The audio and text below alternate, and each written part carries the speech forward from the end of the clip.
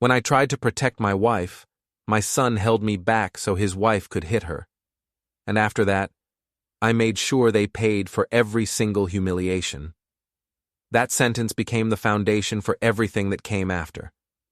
Not because I'm aggressive, not because I lost control, but because in that moment, when my son's hands were on my shoulders and Tiffany struck Susan, I realized my own child now stood against me.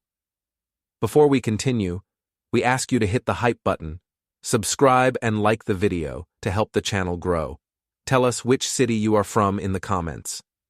We would like to get to know our audience better. My name is Henry Graham, I'm 65, a retired security systems technician, married to Susan for 41 years, and father to Eric, who's 38. I have hypertension and stubborn gray hairs that keep sprouting from my ears no matter how often I trim them. I know my way around electronics, locks, surveillance gear, and I've got the kind of patience that comes from decades of watching monitors in quiet rooms. People think retirement makes you soft, that age makes you harmless. They're wrong. Age doesn't make you harmless. It makes you patient. It gives you time to think, time to plan, time to remember every single humiliation and stack them up like bricks until you've built yourself a nice, solid wall of justified rage. But I'm getting ahead of myself. The betrayal happened on a Sunday afternoon in April. Susan and I drove to Eric and Tiffany's house in the suburbs, one of those cookie-cutter developments where every lawn looks exactly the same and everyone pretends they're doing better than they actually are. We'd been summoned. That's the word for it. Summoned, not invited. Eric had texted, "Need to talk, both of you, today." Susan looked at me across the car. "This is about money again." "Probably. How much do you think this time?" "More than last time." She was right, of course. Susan's always right about these things. Former librarian, sharp as a tack, reads people like they're overdue books. She knew Eric better than I wanted to admit I did. Knew that our son had turned into the kind of man who saw his parents as resources instead of people. Knew that Tiffany had spent the last 5 years systematically trying to squeeze us dry while wearing that plastic smile and calling us mom and dad, like the words didn't taste like vinegar in her mouth. We pulled into their driveway. The house was nice. Too nice for what Eric actually made as a mid-level corporate manager. I'd helped with the down payment 3 years ago. Stupid. But you do stupid things for your kids. You tell yourself it's love. Sometimes it is. Sometimes it's just weakness.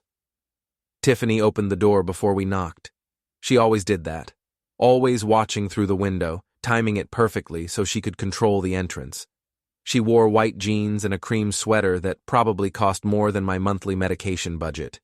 Her smile was wide and empty. "Mom, Dad, come in, come in." Susan stepped inside first. I followed. The house smelled like expensive candles and fresh paint. Everything was staged, decorated, performative, like a magazine photo that nobody actually lived in. Eric appeared from the kitchen. My son. Tall, clean-cut, wearing a polo shirt and khakis like he was about to sell us insurance. He'd been handsome once. Now he just looked tired and mean around the eyes. "Thanks for coming." He didn't hug us, didn't shake my hand, just gestured toward the living room. "Sit." We sat. Tiffany perched on the arm of Eric's chair, united front. I recognized the tactic immediately. They'd rehearsed this. "So," Eric began, folding his hands like a therapist about to deliver bad news, "Tiffany and I have been talking about boundaries." Susan's spine straightened slightly. I said nothing.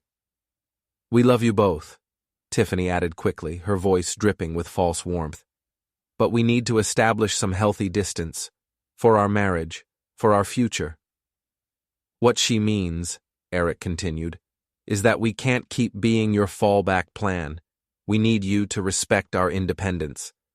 I almost laughed. Independence. The house I'd helped buy. The car payments I'd covered twice.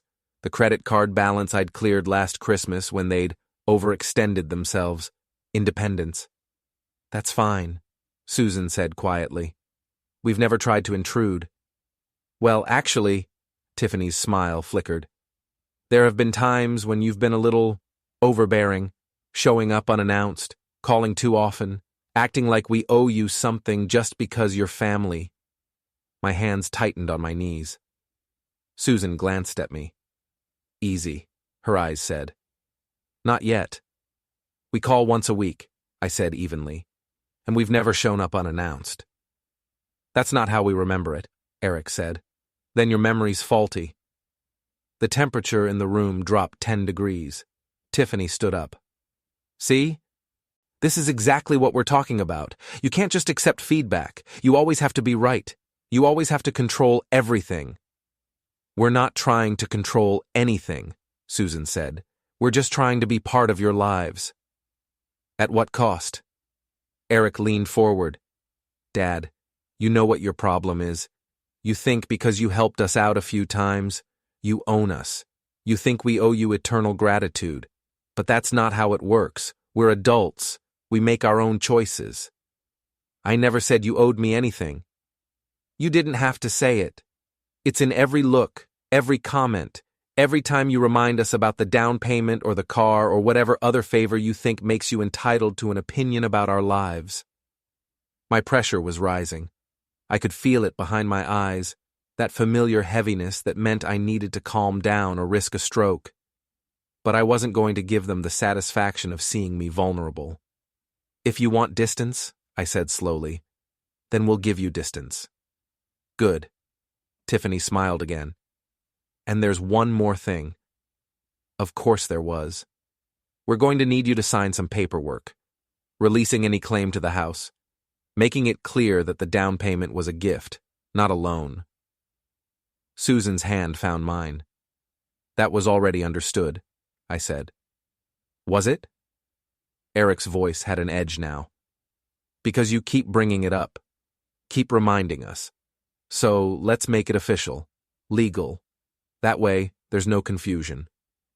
We're not signing anything without reading it first. We're not asking, Tiffany said. Her smile was gone. We're telling you, this is happening. Today. That's when Susan stood up. I think we should go. Not until you sign. Eric rose too. He was blocking the doorway. Not aggressive yet, but getting there. Move, I said. Sign first. I stood, my knees cracked. Old man joints. But I'm still 6 feet tall, and I've still got shoulders from years of manual labor before the tech work. Eric flinched slightly. Good. We're leaving. You're signing. Susan walked toward the door. Tiffany stepped in front of her. Get out of my way, Susan said quietly. Not until... And that's when it happened. Tiffany's hand came up fast, catching Susan across the cheek with enough force to snap her head sideways. The sound echoed. For one frozen moment, nobody moved. Then I did. I lunged forward, not to hit Tiffany, just to push between them to protect my wife. But before I could reach them, Eric's hands clamped down on my shoulders from behind. Strong grip, holding me back, keeping me in place while his wife stood over mine with her hand still raised like she might swing again. Don't! Eric hissed in my ear. Don't even think about it. I could have broken free, could have thrown him off. But something stopped me. Some instinct, some voice that said, remember this. Remember exactly how this felt. Remember what your son chose in this moment. Susan's face was white, red mark blooming on her cheek. Her eyes met mine, and in that look, something changed, hardened, sealed. Tiffany lowered her hand slowly. Maybe now you'll listen. Eric released me. I didn't turn around, didn't look at him. I walked to Susan, took her hand, and led her to the door. Nobody tried to stop us. We drove home in silence. Susan held an ice pack against her face. I gripped the steering wheel so hard my knuckles went white. When we pulled into our driveway, she finally spoke. What are we going to do? I looked at her, at the woman I'd loved for 4 decades, at the red mark on her face put there by our son's wife while our son held me back. I don't know yet, I said. But they're going to pay for this. Every bit of it. She nodded once. Good. We went inside. I made tea. Susan sat at the kitchen table and stared at nothing. After a while, I went down to the basement. In the back corner, behind the old filing cabinets and boxes of Christmas decorations, there's a safe, small, fireproof. I installed it myself 20 years ago. Susan knows about it. Eric doesn't. Nobody else does. I spun the dial. The door opened with a soft click. Inside, cash, documents, old security access codes I'd never turned in when I retired. A few pieces of surveillance equipment I'd forgotten to return. USB drives full of software and encrypted files, and a single folder labeled "In Case." I pulled out the folder. Inside were blank legal forms, contact information for lawyers I'd known in my working days, and a handwritten list of contingencies I'd drafted years ago when I'd first started worrying about Eric's trajectory. When I'd first sensed that my son was becoming someone I might need to protect myself from. They thought age made me harmless. They thought I stayed quiet because I was weak. They were wrong. I stayed quiet because I was taking notes. The next morning, Susan's face was swollen. Not badly, but enough that she canceled her book club meeting and stayed home. She sat in the kitchen drinking coffee and staring out the window at our small backyard, where the grass needed mowing and the fence needed painting, and everything looked exactly the same as it had yesterday, even though everything had changed. I didn't go down for breakfast right away. First, I spent an hour in the basement, going through the "in case" folder page by page, refreshing my memory on names and numbers and strategies I'd hoped I'd never need. When I finally came upstairs, Susan looked at me and nodded once. "You're really doing this?" "Yes." "Then I'm helping." I sat across from her. This could get ugly. It already is ugly. She was right. The ugliness had started years ago, slowly, in small increments. We just hadn't wanted to see it, hadn't wanted to admit that our son was capable of the things he'd become capable of. That's the trap of parenthood. You keep making excuses, keep finding reasons, keep telling yourself it's a phase or a mistake or a rough patch. You blind yourself because the alternative is too painful. But there's a limit. There's a line. And when your son holds you back so his wife can strike your wife, that line isn't just crossed, it's obliterated. "I need to make some calls," I said. "People I used to work with. I need to know what Eric and Tiffany are really up to. Finances, mostly. I need to see the full picture before we move." "You think they're in trouble?" "I think they're desperate. People don't act like they acted unless they're desperate, and desperate people make mistakes." Susan sipped her coffee. "What's the plan?" "Information first, evidence second, then pressure, legal pressure, financial pressure, social pressure. I'm not breaking any laws. I'm not putting us at risk. But I'm going to make them understand what it costs to treat us like this." "Will it work?" I thought about Eric's face yesterday. The entitlement, the contempt, the absolute certainty that he could do whatever he wanted without consequences because I was old and tired and wouldn't fight back. "Yes," I said. "It'll work."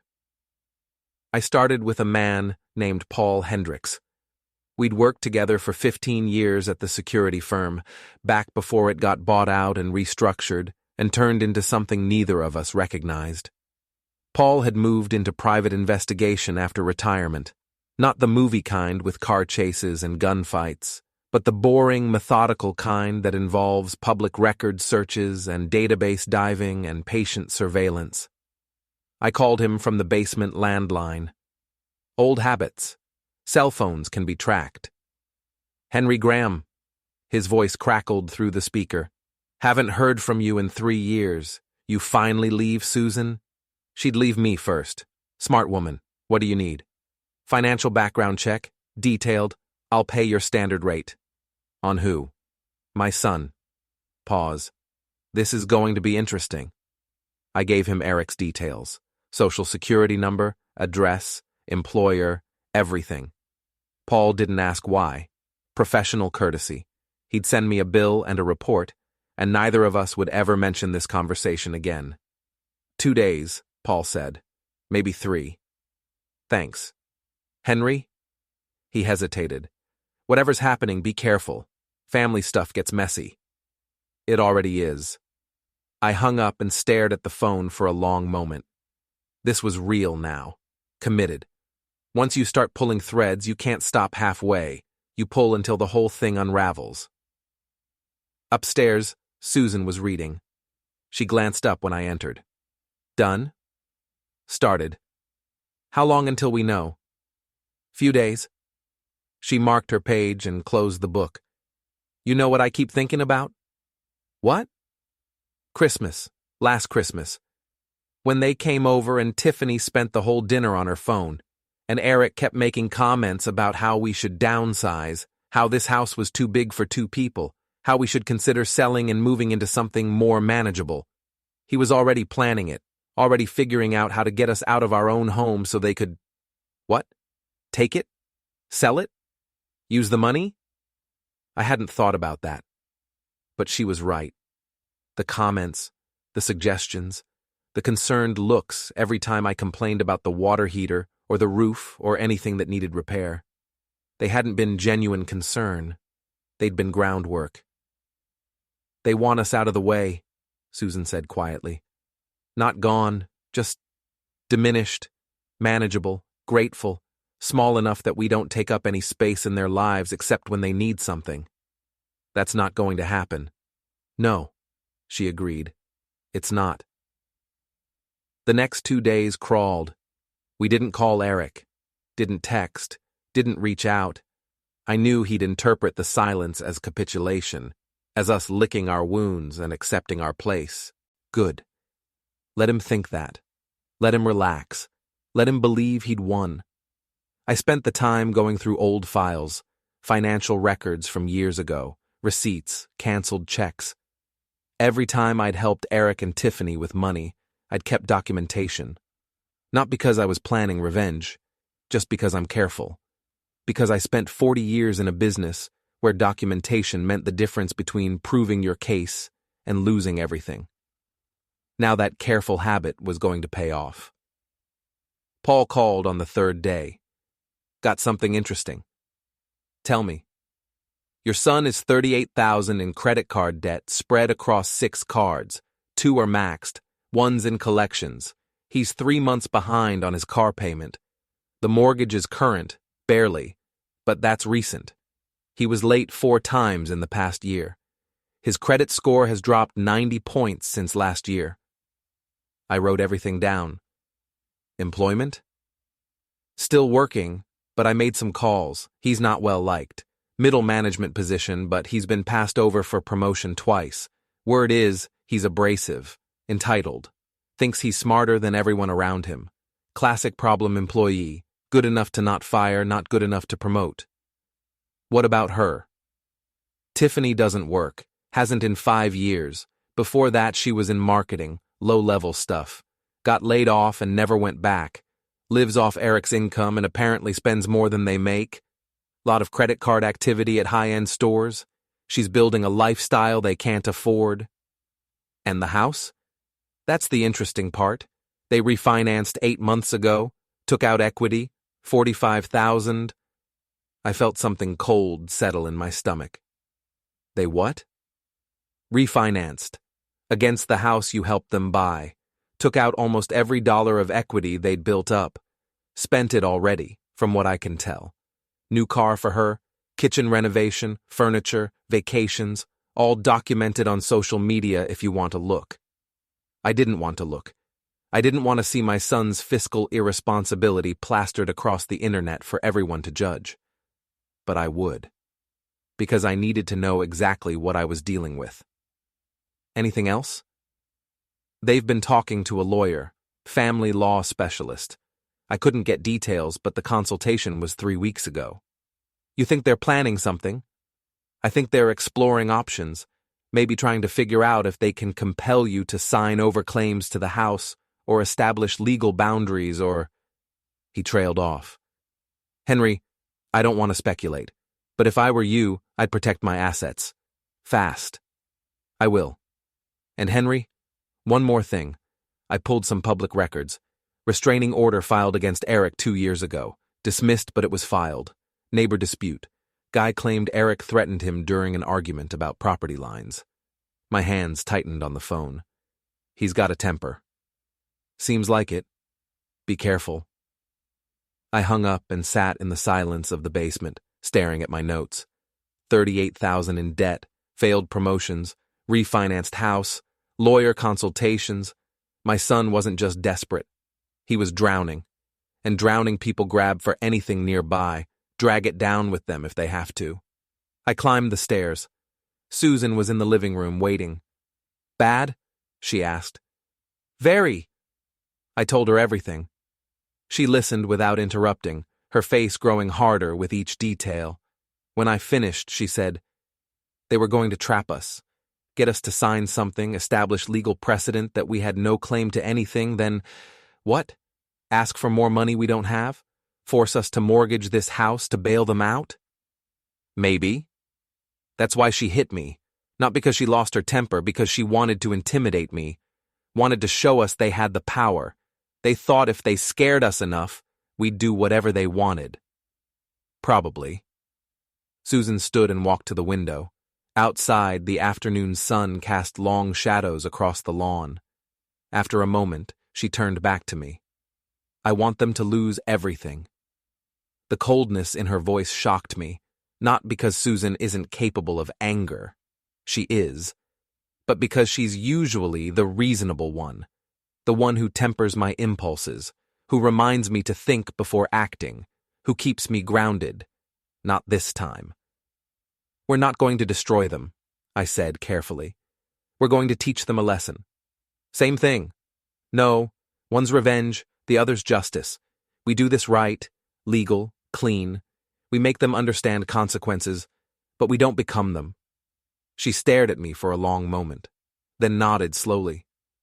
All right, your way. But Henry? Yes? Make it hurt. I will. That night I drafted letters, formal, legal, precise. One to Eric and Tiffany, delivered by certified mail, stating that we would no longer provide any financial assistance of any kind, and that we expected immediate repayment of the down payment provided for their house, with interest, calculated from the original date of the transaction. Perfectly legal, perfectly enforceable if we chose to push it. The second letter went to my lawyer, instructing him to begin documentation of our assets and to establish legal protections against any future claims or attempts at elder financial abuse. The third letter was addressed to me, dated and sealed. A record of events, Susan's injury, Eric's restraint, Tiffany's assault.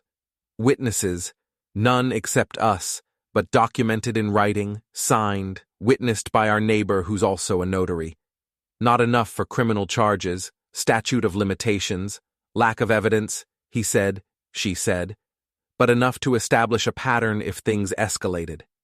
I sealed all 3 letters and set them aside for morning mailing. Susan appeared in the doorway of my office. You're still up. Almost done. Are you scared? I considered the question. No, angry, but not scared. Good. Me too. She paused. I loved him, Henry. I loved our son. I don't know when I stopped. Maybe yesterday, maybe years ago, and I just didn't want to admit it. I know. Do you still love him? I looked at the letters on my desk, at the documentation of betrayal, at the careful, methodical plans I was constructing to dismantle my son's life piece by piece. I don't know, I said honestly. Maybe, but it doesn't matter anymore. No, Susan agreed. It doesn't. She went to bed. I stayed up another hour, triple-checking my work, making sure every detail was correct. When I finally turned off the lights and headed upstairs, I felt something I hadn't felt in years. Purpose. They thought age made me harmless. They thought holding me back would keep me powerless. They had no idea what they'd started. The letters went out Monday morning. Certified mail, signature required. Eric signed for his on Tuesday afternoon. I got the confirmation email while sitting at my kitchen table drinking coffee that had gone cold. Susan looked up from her book. He got it? Yes. How long before he calls? An hour. Maybe less. It took 45 minutes. My phone buzzed. Eric's name on the screen. I let it ring 4 times before answering. What the hell is this? His voice was sharp, tight, with barely controlled fury. Which part are you referring to? The letter. The demand for repayment. Are you serious? Completely. You can't just... Dad, that was a gift. You said it was a gift. I can request repayment of a loan, which is what I'm doing. It wasn't a loan. There's no contract. This is just you trying to punish us for setting boundaries.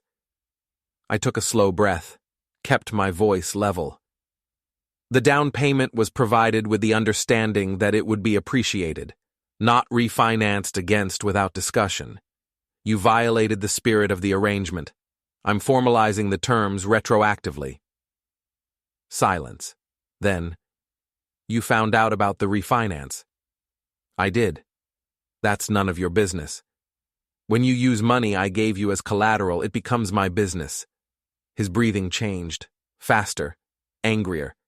You're doing this because of Sunday, because Tiffany lost her temper.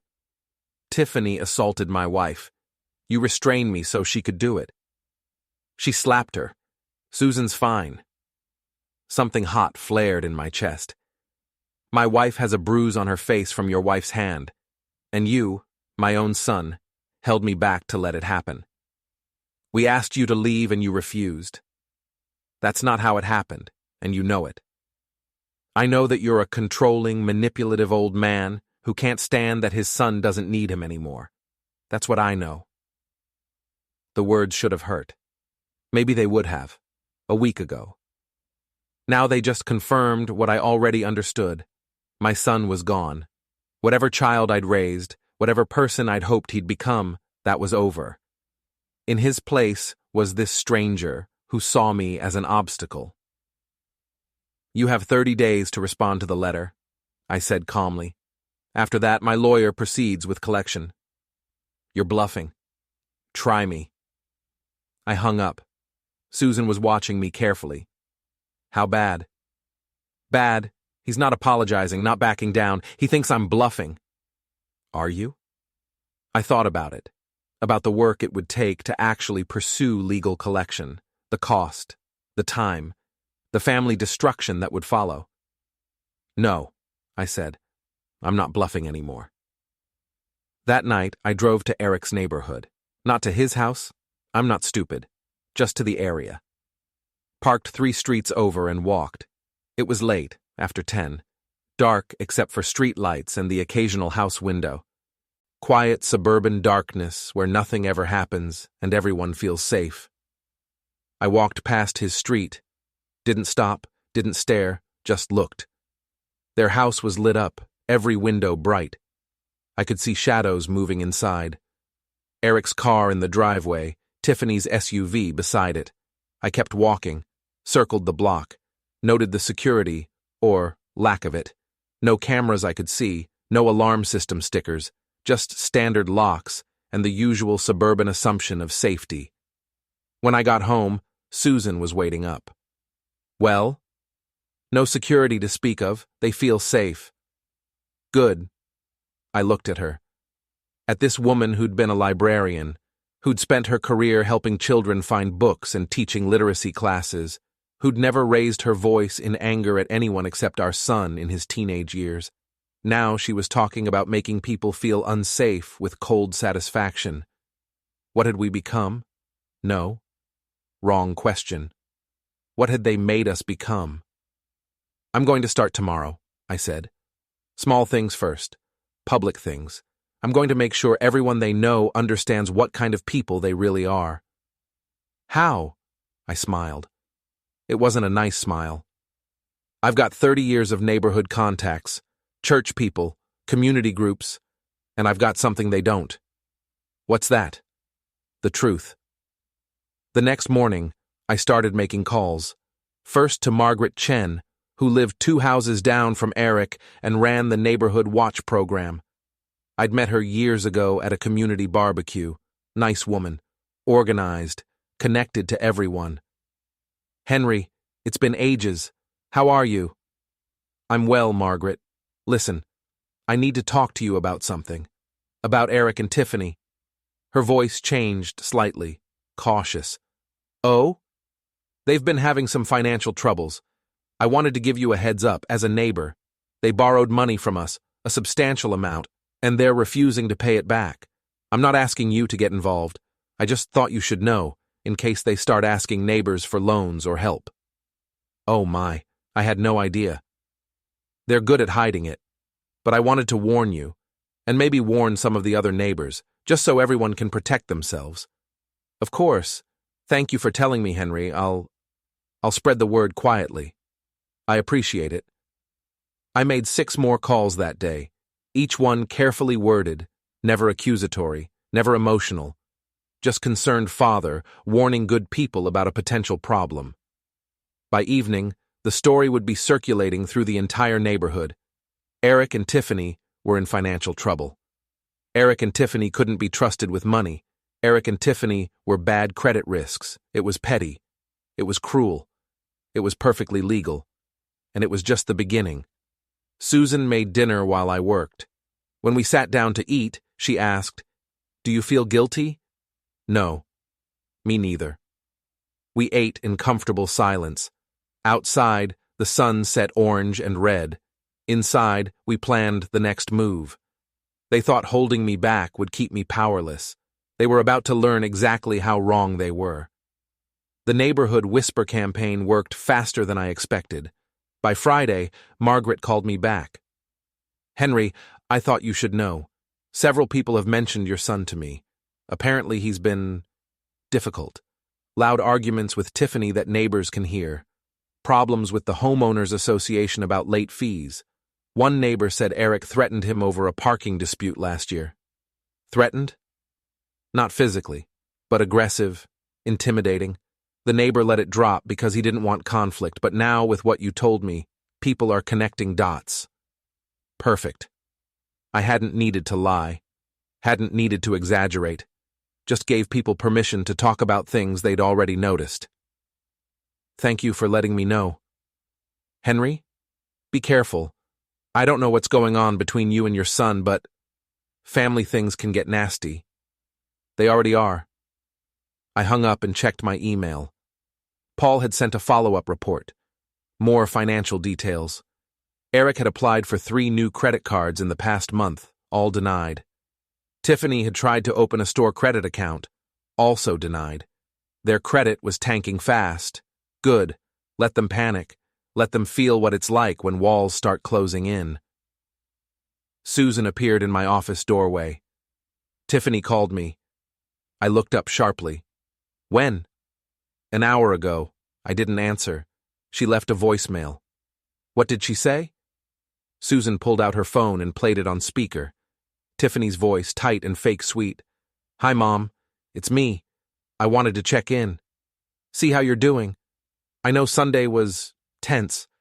Maybe we could talk? Just us? I think there's been some misunderstandings, and I'd love to clear the air. Call me back when you can. Love you. The message ended. She's trying to split us, Susan said. Get to me separately. Make me think this is just a misunderstanding between you and Eric. Leave me out of it. What are you going to do? Nothing. Let her wonder. Smart woman. Let them flail. Let them try every tactic while we stayed silent and unmoved. My phone buzzed. Text from Eric. We need to talk in person tomorrow, I showed Susan. Are you going? Yes. Where? Public place, neutral ground. I'll suggest the diner on Route 9. Lots of witnesses. I texted back. Route 9, diner. Tomorrow 2 p.m. Come alone. His response came fast. Fine. The next afternoon I arrived 15 minutes early. Took a booth in the back where I could see the door. Ordered coffee and waited. Eric walked in at 2:03. He looked worse than last time I'd seen him. Tired, stressed. His polo shirt was wrinkled and his jaw was tight. He spotted me and walked over, sliding into the opposite seat without a word. Coffee? I asked. No. The waitress came by anyway. Eric waved her off irritably. She left. You're destroying us, Eric said without preamble. I'm asking for repayment of a loan. That's not true. You're spreading rumors, talking to our neighbors, turning people against us. I informed people about a financial situation they should be aware of. That's not rumor. That's fact. It's sabotage. It's consequence. His hands clenched on the table. What do you want? Seriously. What's it going to take for you to stop this? An apology, full repayment, and a guarantee that you'll never contact Susan or me again unless we initiate it. He stared at me. You can't be serious. Completely serious. You want us to pay you $45,000 and then never talk to you again? Yes. That's insane. That's the deal. We don't have $45,000. Then you'll need to figure that out. Sell the car, downsize the house, get second jobs. I don't care how. But until I get repayment and an apology, I'm going to keep making sure everyone knows exactly what kind of people you are. His face flushed red. What kind of people we are.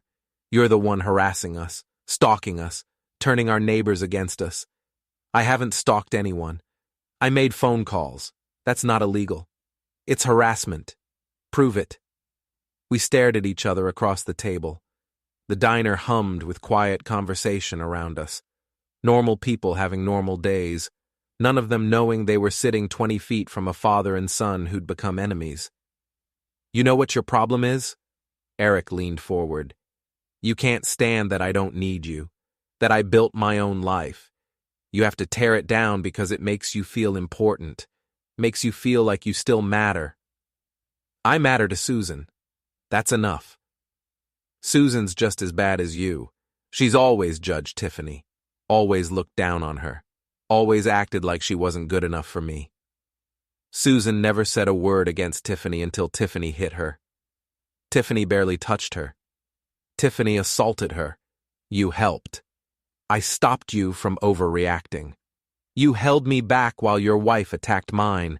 That's not stopping an overreaction, that's choosing a side. You chose Tiffany over your own mother.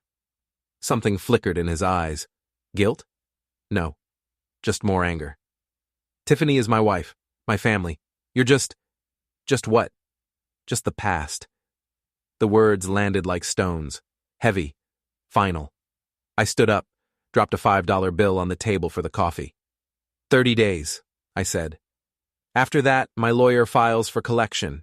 And Eric? He looked up at me. I walked past your house the other night. No security system, no cameras. You should fix that.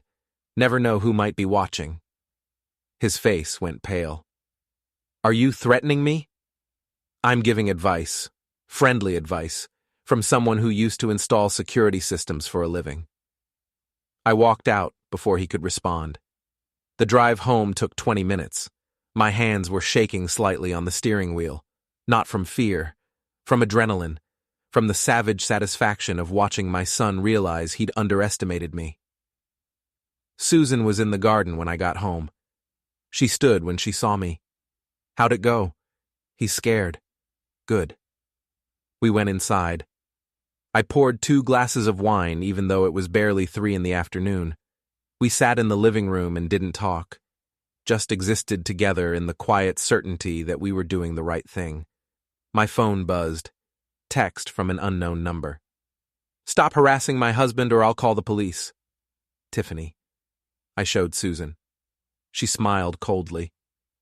She's cracking. They both are. What's next? I thought about it, about the timeline, about how to maintain pressure without crossing legal lines. I'm going to contact his employer. Susan's eyebrows rose. Is that legal? If I'm genuinely concerned about an employee's financial stability affecting their work performance, yes. Employers do background checks all the time. I'm just providing relevant information. Will it work? It'll make him uncomfortable, make him worried. That's all we need.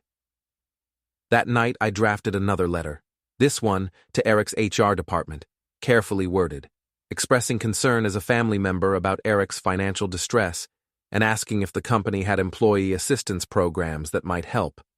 Never directly accusing, never demanding, just concerned father reaching out. It was manipulative. It was calculated. It was exactly what they deserved. I mailed it Monday morning. They thought age made me harmless. They thought I'd back down. They were about to learn what patience and planning could accomplish. The response from Eric's employer came faster than expected. Not directly to me. I hadn't expected that. But Eric called on Wednesday, his voice shaking with rage. "You contacted my work? My actual workplace?" "I expressed concern about your well-being." "You tried to get me fired." "I did nothing of the kind. I asked if there were resources available to help you through financial difficulties. That's not misconduct. That's family concern. They called me into HR, made me explain my personal finances. Do you have any idea how humiliating that was?" "About as humiliating as watching your wife hit my wife, I'd imagine." Silence. Then, "This is war. You know that, right? You're declaring war on your own son." "No. You started this when you chose Tiffany's aggression over your mother's safety. I'm simply responding." He hung up. Susan looked at me from across the kitchen. "It's escalating." "Yes." "Are you prepared for what comes next?" I thought about my son's temper, about the restraining order from 2 years ago, about the way he'd grabbed my shoulders, the strength in his grip. "I'm prepared for anything." "Henry?" Her voice was serious. "He might come here. He might try to intimidate us physically." "Let him try." She studied my face. After 41 years, she could read me better than anyone. "You want him to try?" "Yes." "Why?" "Because right now, everything's at a distance. Letters, phone calls, whispers. It's all indirect. But if he comes here, if he tries physical intimidation, it becomes real. Documentable. Police reports. Evidence. It stops being he said she said and becomes assault with witnesses." "You're baiting him." "I'm giving him enough rope." That night, I installed new security cameras. 4 of them. 1 covering the front door, 1 the back, 2 on the sides of the house. Wireless. Cloud storage. High definition. I'd had them for years, kept them in boxes in the basement from my working days. Now I set them up carefully, making sure they captured every angle of approach. Susan watched me work. "You really think he'll come?" "I think he's desperate. I think he's angry. I think he's spent his whole adult life believing he's smarter than me. And when desperate, angry people who think they're smart feel trapped, they do stupid things." "What if he doesn't come alone?" "Then we have 2 people on camera instead of 1. I finished the installation and tested each camera from my phone. Perfect views, clear images, timestamps, everything admissible if it came to that. Friday night, past midnight, the motion sensors triggered. I was still awake, reading in bed. My phone buzzed with the alert. I opened the camera app and saw Eric's car pulling up to our curb. The headlights cut off. He sat in the car for a long moment, probably gathering courage, probably convincing himself this was a good idea. Then he got out. I touched Susan's shoulder. She woke instantly, light sleeper, always has been. "He's here." She sat up. "Should I call the police?" "Not yet. Let's see what he does." We watched on my phone screen as Eric walked up our driveway. He looked around nervously, then approached the front door. He didn't knock. Instead, he tried the handle. Locked, obviously. He tried it again. Harder. Then he kicked it. Not hard enough to break it, just hard enough to make noise, to wake us up if we were sleeping, to send a message. I was already out of bed, pulling on jeans and a shirt. "Henry, don't. Stay here. Call the police if anything goes wrong. Tell them there's an intruder." I went downstairs. Eric kicked the door again. I could hear him breathing hard on the other side. I flipped on the porch light and opened the door. Eric stood on my doorstep, flushed and disheveled. He'd been drinking. Not stumbling down, falling over, but enough to lower his inhibitions, enough to make him reckless. "You can't do this to me," he said. "Do what?" "Destroy my life. Turn everyone against me. Contact my employer. Spread lies about me. I haven't told a single lie. You're ruining everything. You ruined it yourself. I'm just making sure there are consequences. He stepped forward. I didn't move. We stood 6 inches apart, father and son, enemies now in a way that felt permanent. I'm warning you, Eric said. Stop. Stop all of it. Or what? His hand came up, finger pointing at my chest. Or I'll make you stop. Like you made me stop by holding me back, so your wife could hit mine? That's exactly what happened. And now you're here, in the middle of the night, threatening me on my own doorstep. You think this helps your case? His eyes flickered to the sides, noticed the cameras, went pale. That's right, I said calmly. You're on camera. Everything you've said, everything you've done. Attempting to open my door, kicking it, threatening me, all recorded. You're insane. No, I'm prepared. There's a difference. You're trying to trap me. You trapped yourself. You made choices. Now you're dealing with what those choices cost. He stared at me. I could see the calculation in his eyes, the understanding that he'd made a mistake, that he'd given me exactly what I needed. This isn't over, he said finally. No, it's not. But you're going to leave now. You're going to get in your car and drive away. And if you ever come back here uninvited, I'll have you arrested for trespassing, understand?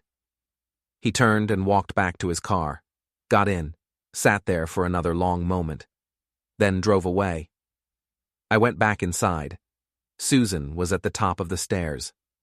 Did you get it? Everything. What now? Now we save the footage, document it, add it to the file, and we wait. For what? For him to make the next mistake. And he will. They always do. I went back to bed but didn't sleep, just lay there in the darkness, listening to Susan breathe beside me, thinking about my son sitting in his car outside my house, working up the courage to threaten his own father.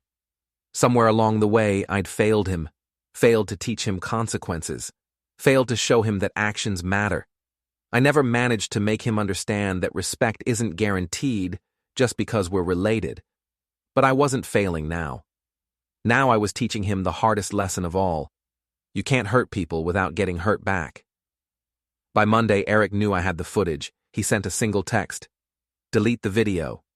I didn't respond. Tuesday, he sent another. I was drunk. I wasn't thinking. Delete it. Still nothing from me. Wednesday. I'm asking nicely, please. I replied, no. That afternoon, Tiffany showed up. I was in the garage organizing tools when I heard the car pull into the driveway. I checked my phone. Camera feed showed her getting out of the SUV, straightening her blouse, putting on her public face. She walked to the front door and knocked. I stayed in the garage. Let her knock. Susan answered. I could hear their voices through the open garage door. Susan's cool and measured, Tiffany's artificially warm. Hi, Mom. Can we talk? About what? About all of this, the misunderstandings, the tension. I really think we can work it out if we just talk. There's nothing to work out. Please, 5 minutes, just you and me. Pause. Then Susan said, fine, 5 minutes.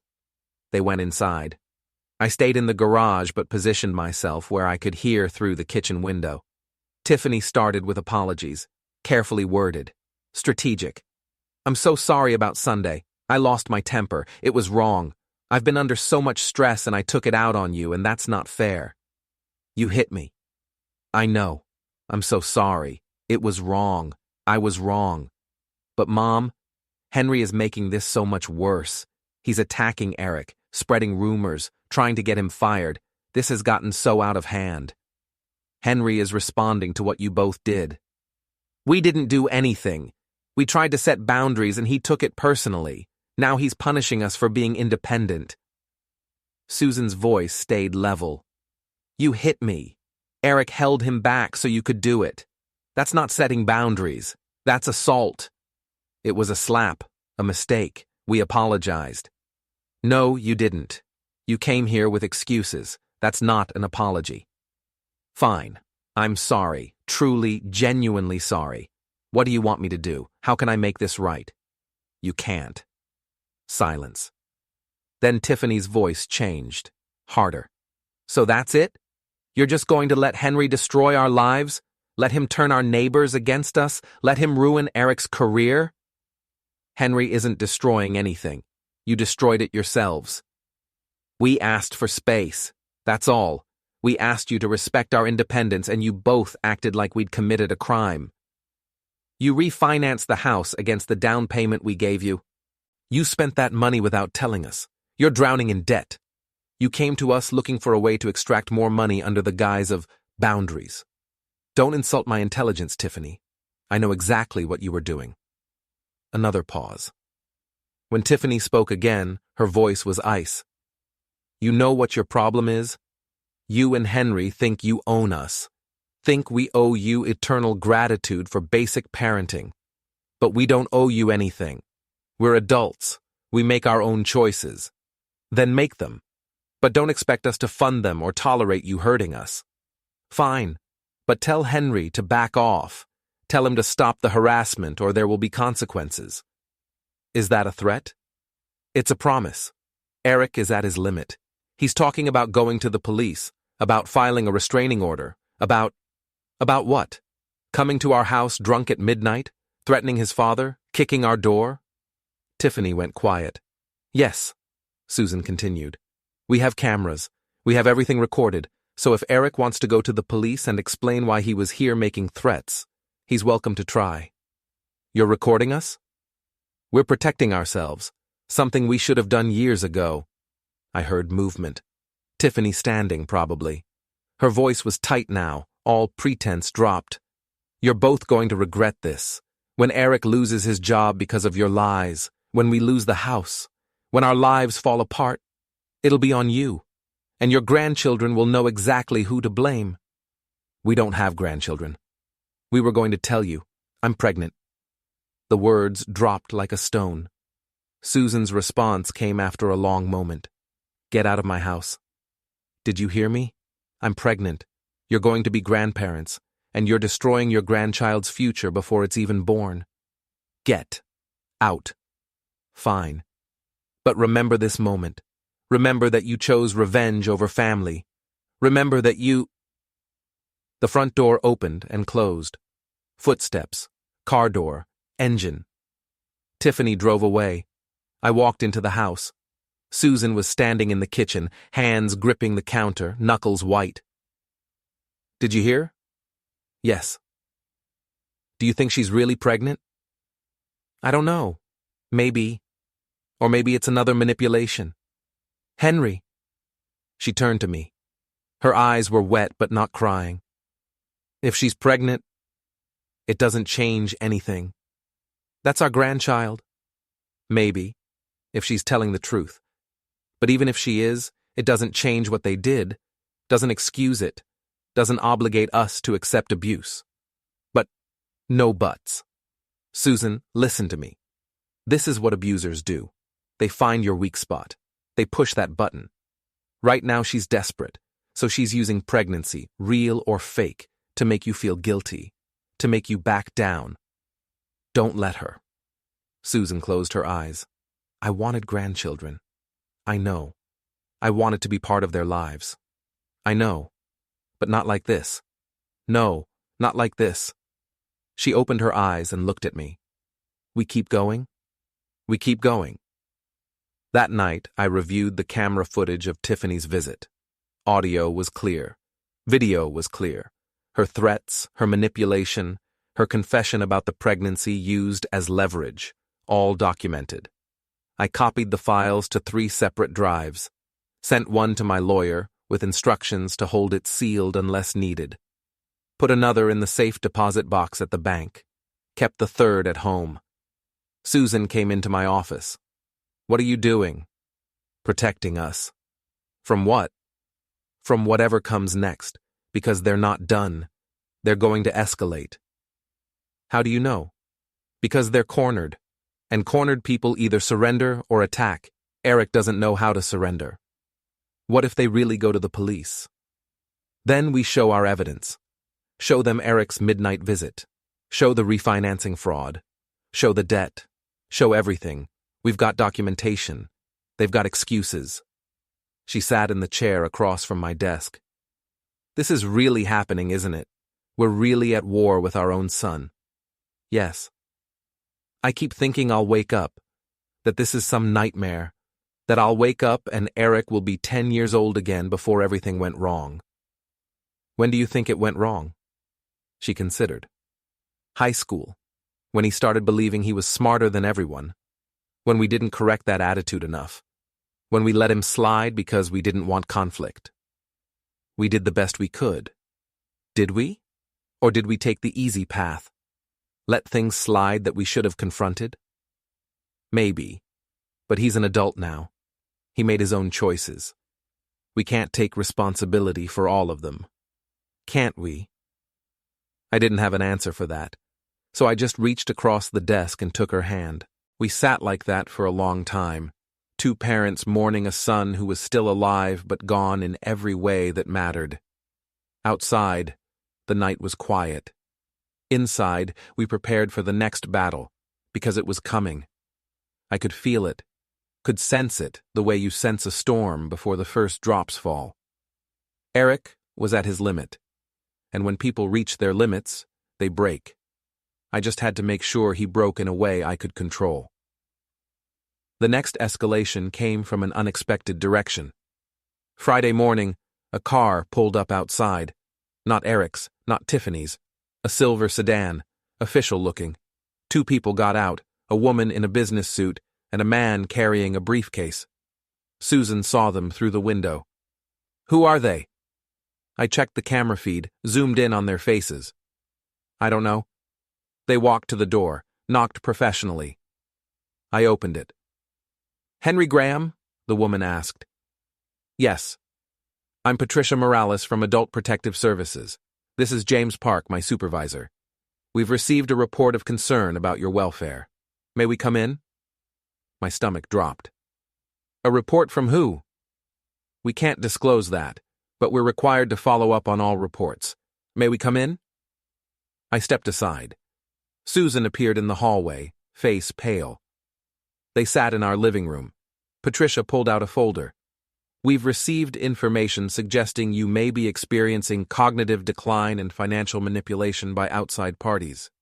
The report indicates you've been making irrational decisions, threatening family members and exhibiting signs of possible dementia. That's ridiculous, Susan said sharply. I'm sure it is, Patricia said gently. But we have to investigate. Mr. Graham, can you tell me today's date? November 8th, 2024. Who's the president? I answered correctly. They ran through a series of basic cognitive tests, asked about our finances, our health, our daily routines. I answered everything calmly, clearly, providing documentation when requested. After 45 minutes, Patricia closed her folder. Mr. Graham, you're clearly competent. Whoever filed this report was either mistaken or acting maliciously. I'm going to close this case as unfounded. Who filed it? I asked again. She hesitated. I shouldn't, but given the circumstances, I think you deserve to know. Your son, Eric Graham. He claimed you were becoming paranoid, making false accusations, and needed intervention. After they left, Susan sat heavily on the couch. He tried to have you declared incompetent. Yes. So he could what? Take control of our finances? Have you committed? Probably, if it had worked. This is insane. This is our son. No. I sat beside her. The son we knew is gone. What's left is someone different, someone we raised, but no longer recognize. She was quiet for a long moment. Then, what do? We finish it. We can't keep playing defense. We need to end this permanently. How? I'd been thinking about it for days, planning, calculating, waiting for the right moment. Eric's attempt to have me declared incompetent was the final straw, the point where measured response became insufficient. We bring everything into the open, I said. But not publicly. Not the press or social media. That's too messy. We do it privately, with the people who matter. Family, close neighbors. We invite them to dinner. We present the evidence. We let them see Eric and Tiffany for what they really are. That's your plan? A dinner party? A reckoning. Controlled environment. Witnesses. Documentation. We lay out everything. The refinancing, the debt, the assault, Eric's midnight visit, the Adult Protective Services complaint. We give them one chance to apologize and walk away. If they don't, we make it clear that we're done. Legally, financially, emotionally. You think they'll come?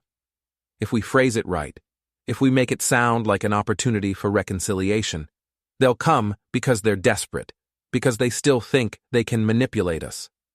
And when they realize they can't, then we'll see what they're really made of. I spent the weekend drafting invitations, carefully worded, formal but not aggressive. A family discussion to resolve recent misunderstandings and move forward together. I sent them to Eric and Tiffany, to my brother Richard, who lived 3 hours away, to Susan's sister Jane, to Margaret from the neighborhood watch, to our pastor, Reverend Samuel. 8 people total, small enough to be intimate, large enough to have witnesses. Eric responded first.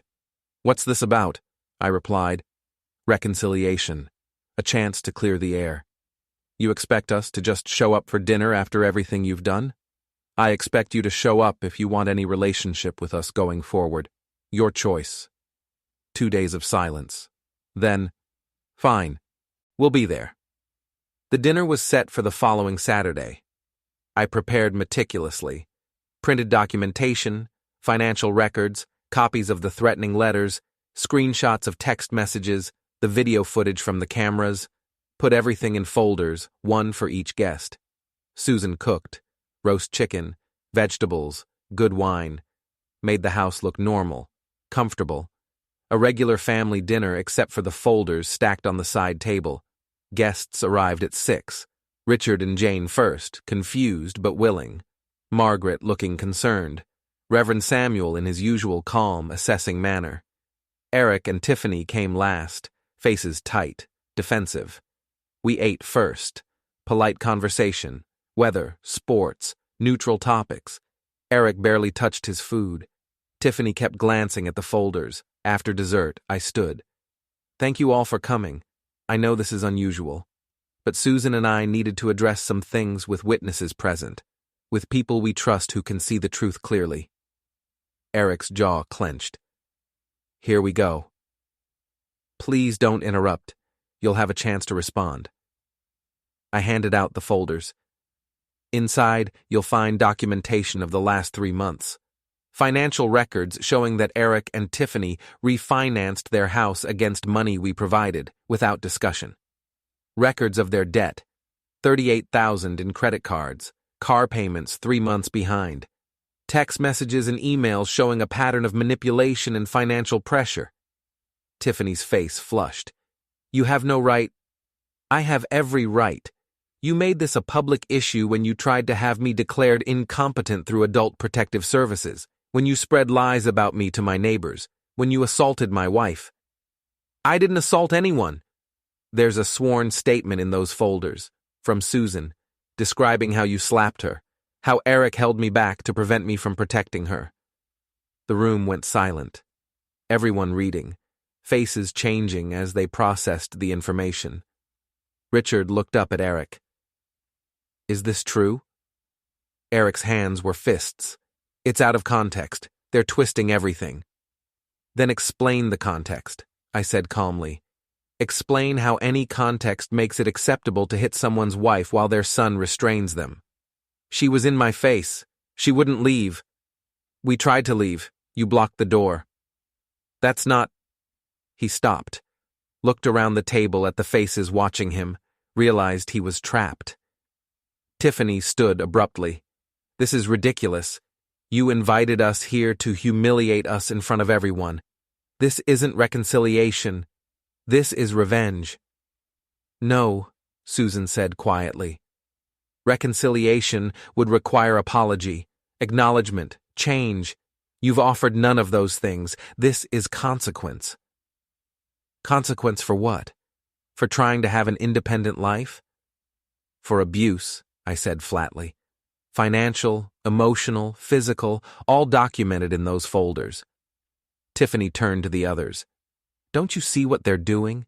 They're manipulating you, making us look like monsters because we tried to set boundaries. But the others were still reading. Margaret looked disgusted. Jane was pale. Reverend Samuel's expression was sorrowful. Eric stood. We're leaving. Sit down, I said. No. Sit down. We're not finished. Something in my voice made him hesitate, made him realize that this moment was more than just embarrassment, that something else was coming. He sat slowly. I reached for the final folder, the one I hadn't distributed. There's one more thing. Eric, you filed a false report with Adult Protective Services claiming I was incompetent, cognitively impaired. You tried to have me declared unfit so you could take control of our assets. His face went white. That's elder abuse. That's fraud. That's legally actionable. I could press charges, have you arrested, destroy you completely. Dad, I'm not finished. I could do all of that. But I'm going to give you one chance, right now, in front of these witnesses. You apologize to Susan, fully, honestly. You acknowledge what you did. You agree to repay the money within 2 years. We'll set up a payment plan. You agree to family counseling, and you never, ever try to manipulate or abuse us again. And if we don't? Tiffany asked coldly. Then I pursue every legal option available. Fraud charges, collection proceedings, restraining orders. I make your lives a daily reminder that actions have consequences. Eric stared at me. The room was silent except for the old clock ticking on the mantel. You would really do that? He asked finally. Destroy your own son? You destroyed the relationship first. I'm just deciding whether to let you repair it. He looked at Tiffany. She shook her head slightly. Don't do it, her expression said. Don't give in. And I saw Eric make his choice. He stood slowly. No. No? We're not apologizing for trying to have independent lives. We're not repaying a gift you're now calling a loan. We're not submitting to counseling like we're broken. You want to press charges? Do it. You want to destroy us? Try. But we're not going to sit here and be humiliated anymore. He grabbed Tiffany's hand. We're leaving. Eric, Richard said, you should reconsider. Stay out of this! Eric's voice was sharp, angry, out of control. They walked toward the door. I didn't move to stop them. At the threshold, Eric turned back. You held me back? You've been holding me back my entire life, telling me what to do, how to live, who to be. I'm done. We're done. Yes, I said quietly. We are. He slammed the door. The sound echoed through the house.